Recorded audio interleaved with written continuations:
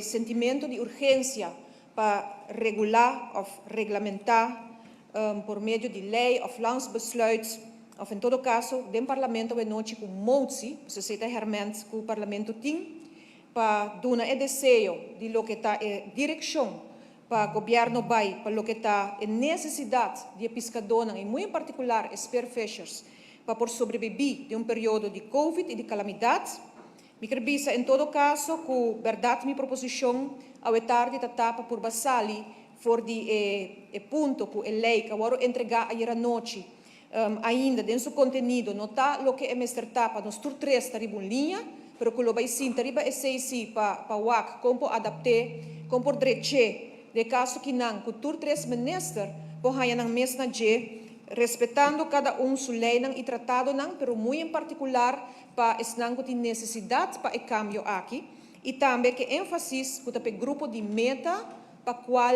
parlamentário não e nos tour eigenlijk está junto a noite. De caso que não nós propone verdade para a visserij verordening, passo nós quer que a ideia bota regular tudo o que é parte de pesca.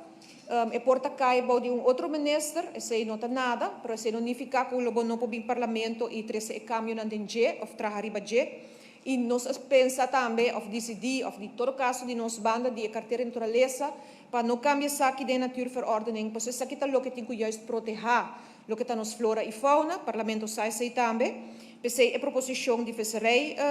besluit of visserijverordening, e também a proponer a calamiteitenverordening, passou,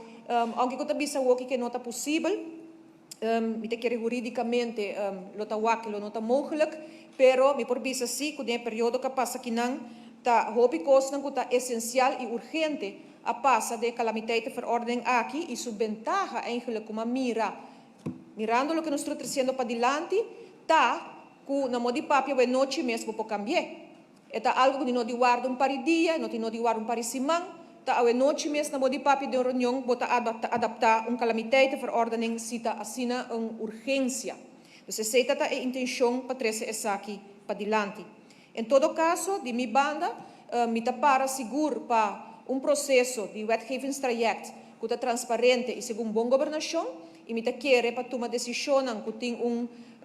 por visa consequência duradoura caminha com amanhã por visa que ela sirve verdade é grupo de meta para qual nós sabemos junto a